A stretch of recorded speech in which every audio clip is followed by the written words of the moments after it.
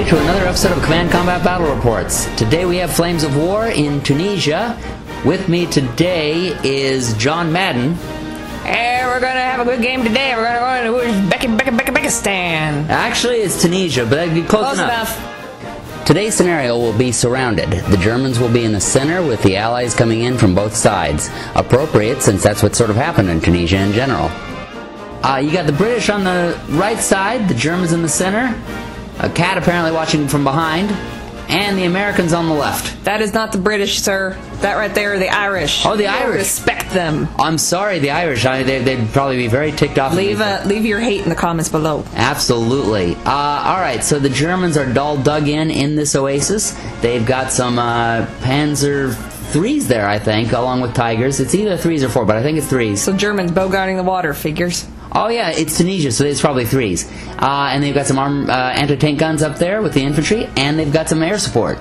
The Tiger Ace skills are Clever Hans, which makes it easier to drive through terrain, and every shot counts, so he'll be hitting a lot. We've got Americans over there on the left. We got a platoon of Shermans, backed up with a whole lot of infantry, some machine guns, some mortars, etc., etc. Now, you see there, the Americans are all tied together real close like that, and if anybody knows anything, you never want to be that close together. I mean, you ever go into a whorehouse, you never want everybody in the same room at the same time. It just gets weird. I don't know, that could be kind of fun. And then we have over here with the British. The Irish! Sorry, the Irish. They have a plane. They got a whole lot of infantry as well, some machine guns, a few portees. Okay, really, it looks like to me you've got the Germans with a whole lot of gunpowder and tanks and anti-tanks, and I've got some Irish and some Americans holding guns. You know who else holds a lot of guns? Detroit. Detroit has a lot of guns, but do you worry about Detroit taking Ann Arbor? No. I don't know, I kind of worry about them taking Ann Arbor. So to start the game, the Americans have pushed a lot of their Shermans forward, and the infantry is rushing forward towards the center. I'd just like to point out here that if you look on those hills that are not rocks, those are the Tunisians, the kitty litter. It's actually kitty litter on there. Kitty litter is the finest, Tunisian kitty litter is the finest litter you can get. It is their #1 export of Tunisia. It's Rocky Hills, Rocky Hills! Meanwhile, the Irish are rushing forward, their portees ahead of everybody else, and their infantry is moving forward. And your spotter. Peekaboo! See his finger. Peekaboo! Pull my finger. Whatever you do, don't pull his finger. Because then artillery fires. And somebody pulled his finger because they are firing. They managed to penetrate the armor-safe tide, and so the crew is stunned. That's what she said. The air power came in for the other one, but didn't manage to do anything. Alright, so on to the German turn. They don't do a lot of moving, they just do a lot of shooting from where they are. And the Tiger tank takes out one of the Shermans, which is rather predictable. So the German air power comes in on the other side, and miraculously doesn't actually manage to kill anybody. You can see there's a huge kill zone in there. They hit the Sherman tank, but their armor save, as you can see, is a 6 on their top armor. They managed to make the bomb bounce off the top. Also, the German anti-tank guns scooted out of their foxholes and fired, but they missed the butts of the Shermans. So Allied turn 2, and the American Shermans are moving up to take position. Their infantry is pushing up behind them. The British, the Irish, are moving their portees into position to shoot the infantry out of their foxholes. Now, is that just because they're teasing the Germans, or is that what they call them that? John, your voice has gone all strange. You know what? We can all agree. The voice was stupid. I'm giving up. Oh. You're all welcome. You're welcome, Internet. Meanwhile, the Irish infantry are running up at the top there. And the machine guns move through the ruins to the edges of the buildings. And the fighter comes in, tries to take out a Tiger, isn't able to do it. The artillery fires, and isn't able to do anything to the stunned Tiger. Wow, you can't even do anything to a stunned Tiger. Wow, really? Meanwhile, the Shermans are going to try to do something, but the Germans are dug in, and the rest of the infantry is running up behind. On to German turn 2, and it has not been good for the Allies. They got shot up. The Tiger tanks are shifting over towards where the Shermans went. One of them is Clever Hans going through the trees. There seems to be a tank almost in the water there. He going for a swim? Well, that's Clever Hans. Not that clever if he's going to try to take a tank in the water. He'll be pretty clever if he survives it. Meanwhile, the Pack 40 has moved up to the top of that hill, took a shot and couldn't hit anything. The other Pack 40 tries to dig in, can't do anything, tries to fire, can't hit anybody. They are just useless. The Panzer IIIs came around that rocky hill and took out 2 of the portees. Aww. The air power comes in, machine guns just down a whole bunch of Irish, That's just sad. I'm sorry. I got nothing for that. It gets even sadder because the German machine gunners opened up on them as well. They just got it from both directions. That pins pretty much all of them down. Not a good day to be Irish. So the Allied third turn, and not a lot's going on. The American Shermans all lined up there and tried to gun down the Germans there, but couldn't quite do anything. Look at all of those low rolls. They just can't accomplish anything. Okay, seriously, why are the Americans being in a chorus line? Haven't they learned by now? Do do do do do do do do do do do cha. And then the Irish artillery tried to rain down on them and couldn't range in on them. And then they tried to bring in some air power, but the German air power chased them away. Because they're Irish, they come out of being pinned much easier than anybody else, and so they did manage to move forward, and this time they spread out. They learned their lesson from before. Meanwhile, the machine guns are in position and tried to fire, but they just couldn't hit anything. Time to fire them and hire new ones. The American infantry also tried to assault the anti-tank gun, but there was just enough fire to pin them down and keep them from it. So the German turn 3 goes really well for them. The tide is really turning in their favor. The Tiger tanks have now moved over to where the Sherman tanks are. They manage to stun one. The anti-tank gun takes out one of them. It's a bad day to be in a Sherman. Atlanta is cheering. The other anti-tank gun tries to shoot at the infantry, can't hit the broadside of the barn. The Irish infantry again gets hit by a plane. They manage to take out one of the machine guns and the commander. How many planes do the Germans have here? It seems like they keep going over the Irish over and over and over again. Anyway, they pin them down, and because their commander is gone, they are not going to be going anywhere anytime soon. Although that is only one of 3 infantry platoons, so the other 2 will be pushing forward. Here's how it looks so far. The Americans have clearly tried to squeeze into that central location, attempting to do it while the German armor was still at the bottom, but the Tigers have already moved up here thanks mostly to clever Hans. Now the Panzer IIIs are moving up there too, after taking out the Irish Portees. That will probably stop the American advance. The Irish, meanwhile, are rushing forward their infantry at the top. They're taking damage, but they have an extra reroll when they're trying to come unpinned, so they might be unstoppable if they can keep moving forward. So Allied turn 4, and the luck is just not with them. The Shermans decide to stay there even though they're probably going to get hit by those Tigers to try to take out that infantry and just do a little bit of damage, not enough. Really all we have here is a burning ring of fire on the Allies, it seems like. That's about what's going to happen. The American infantry again tried to assault the anti-tank gun. Should be easy, but the Germans get exactly 5 hits on them, pinning them down again and stopping the assault. Whoever's rolling for the Germans seem to be really for the Germans, and I feel like the Germans are the ones rolling for the Allies because they keep sucking. And it gets even worse here. Yellow dice. Check out the British over here. Those are Irish. Oh, yes, the Irish. The Portee cannot hit, even with 2 hits, right at the butt of a Tiger. Never be at the butt of a Tiger. I'm telling you from personal experience. Never butt of the Tiger. It's the butt of the Tiger. It's the thrill of the fight. Yes, this is our musical edition, apparently. That was just a complete missed opportunity. I think this entire battle is going to come down to these lousy rolls. And speaking of the bad dice roll, look at this. This is the Irish trying to unpin. Now they always get to re-roll fails on their morale. The machine guns try to become unpinned and they roll a 1, but they get to re-roll and they get a 1 again. The ones beside them, all they need is a 4 or better. They roll a 3, not enough, but they get another re-roll. They roll a 2. The company commander is there, so he has them re-roll again, and they get another 2. This is what happens when you have sobriety and not enough Irish whiskey. Again, from experience. I think they just got smart and said, we ain't charging that machine gun nest. The Portee, after firing, uses its movement to get behind the flaming truck of its friend. That truck's on fire! So German turn 4. The Panzer III has taken a chance, gone up on the hill. Look at what you made me say. And he took out one of the Portees, and the Tigers, as predicted, took out the Shermans. There's 1 left, but it's stunned now.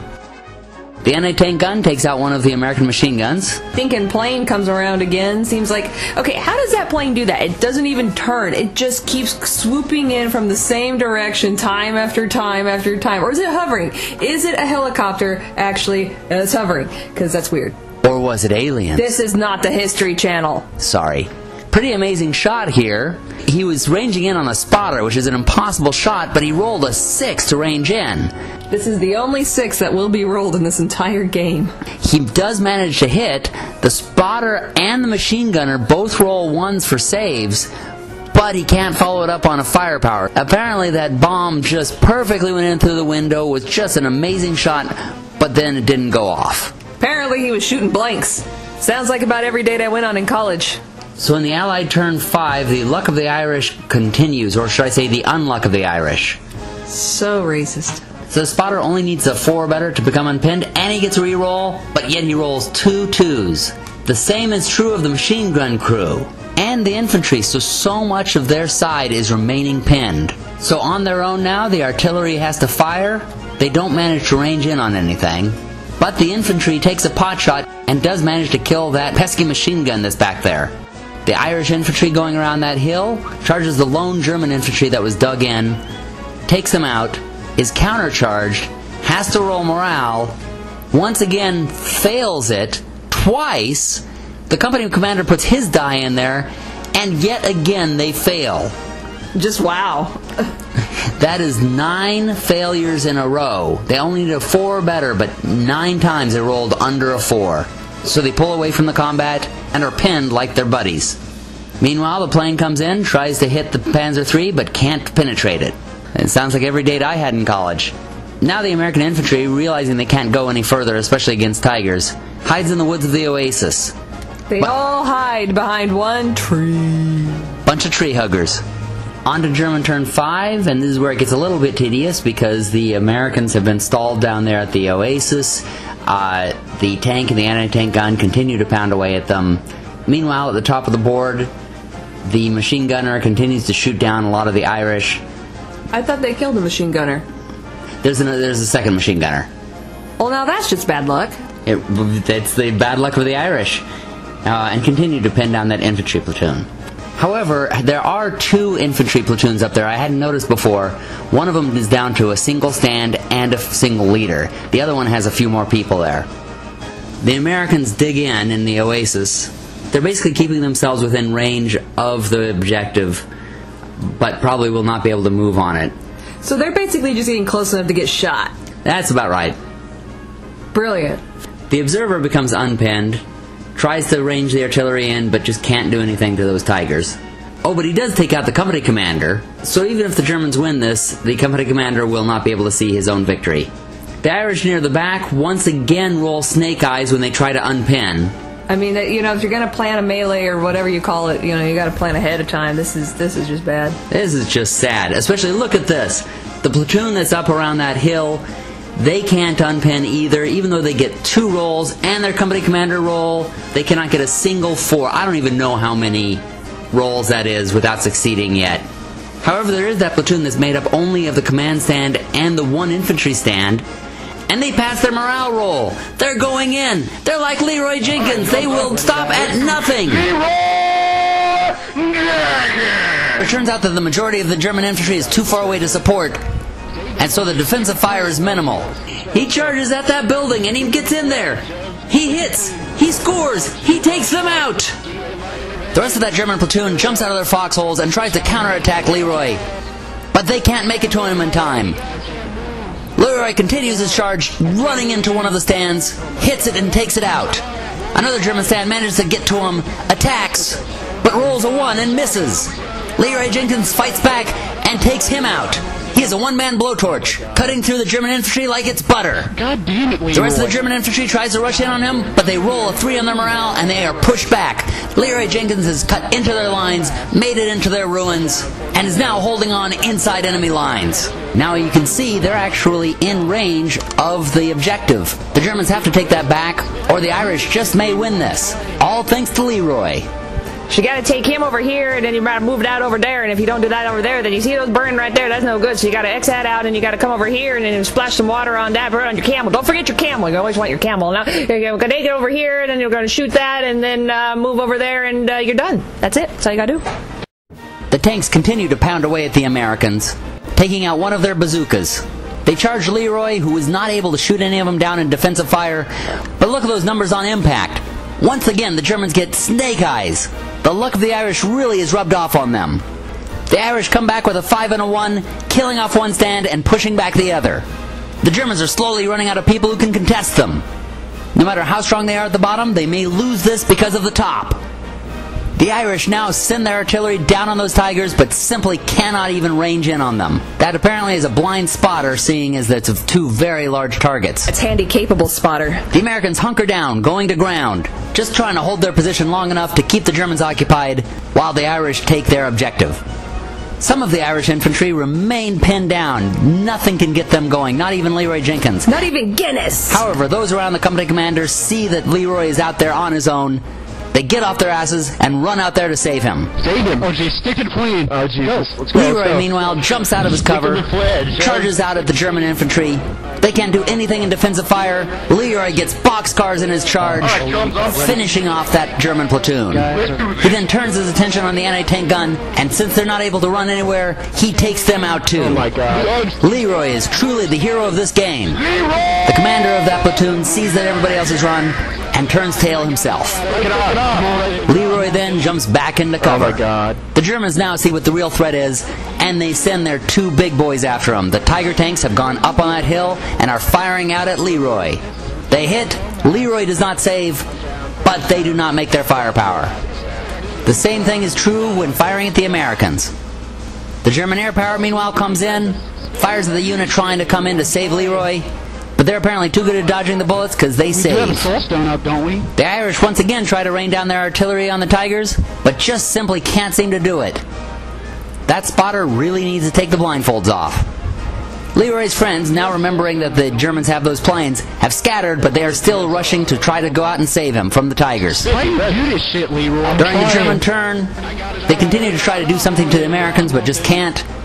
It's pretty well stalemated there. And the Tigers finally manage to take out Leroy. They hit the infantry, it doesn't save. They make their firepower roll, the commander rolls his morale, and does not make it. So Leroy Jenkins is out of this. God damn it, Leroy. And it just happens to be when all of his friends have gotten to him. Just like Leroy, to get everybody into trouble and then get killed. Not my fault. Meanwhile, the Americans try to charge the Panzer IIIs, but are thrown back by them. And the Irish try sneaking their machine guns up from the other direction. The Irish artillery finally ranges in, hits the German armor. It might be penetrating, but they don't manage to get their firepower. The Panzer IIIs retaliate on the Americans for their charge, and look at that roll. It's just the opposite of the Allies. They take a bunch of them out.